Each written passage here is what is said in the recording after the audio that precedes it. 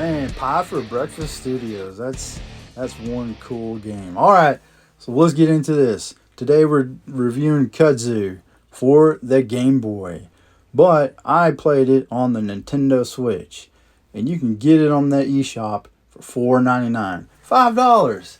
That's not bad. Or if you're one of those hardcore collectors, go over to MegaCast Studios and order yourself an actual physical Game Boy cartridge. Yeah, it's there if you want it.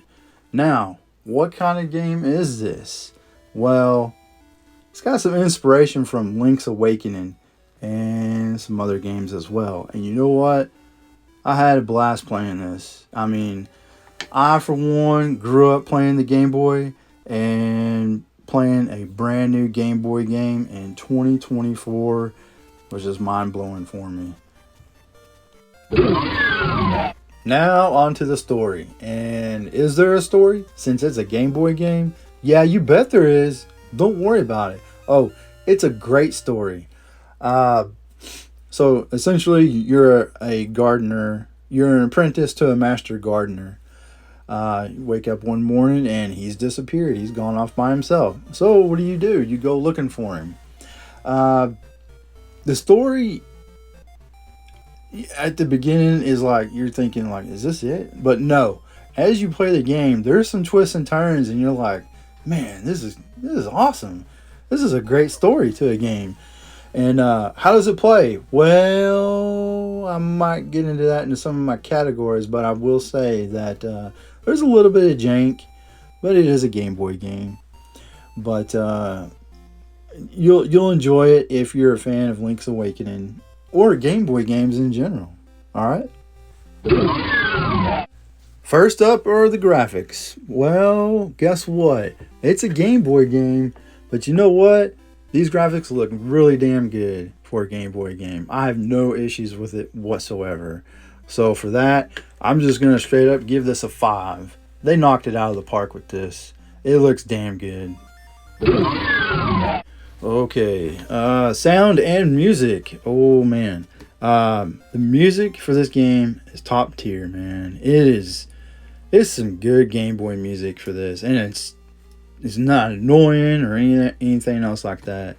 The sound effects, man, everything the sound and sound effects complement one another, and it's just I have no issues with it, so I'm just going to give it a 5. It's a top score, man. The controls, oh man, it's going to take a hit on the controls. The reason why is because there is a little jank.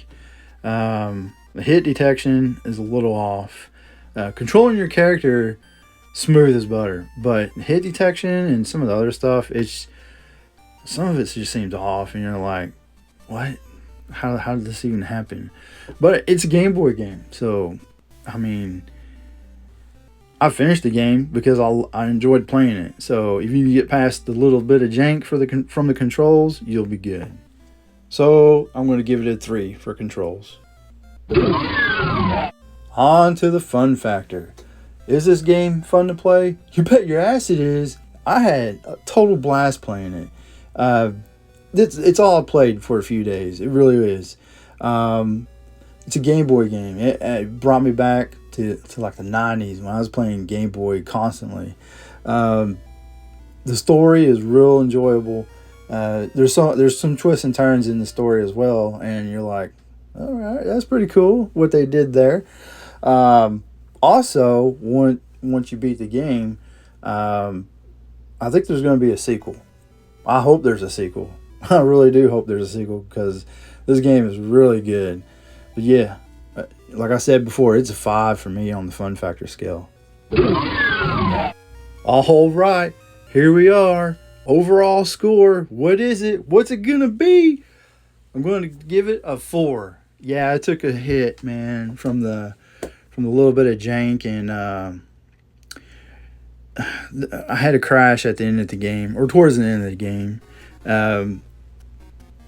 I mean, if you can get past the controls, the hit detection and whatnot, then you're going to have a very enjoyable experience, either on your Game Boy is where you play it, or on your Nintendo Switch. And you know what? You can't pass that up.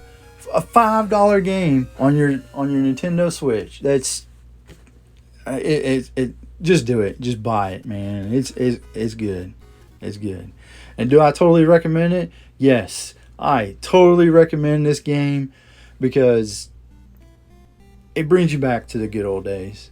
It's a Game Boy game. Look at those nice green graphics, man.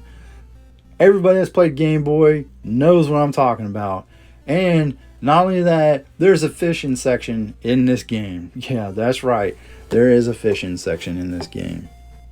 While it's simple, yet satisfying, because the more fish you catch, the more the more fish you catch, you turn them in for mushrooms, and that's your currency in this game. Yeah, like I said, it's weird. The story is a little weird, but it takes some twists and turns, and it's an overall enjoyable experience. And I guarantee you'll have fun playing it. But hey, that's it, man. That's all I got today. Get out of here. Go play some Kudzu. Go play some Game Boy games. I don't know, man. What else are you going to do?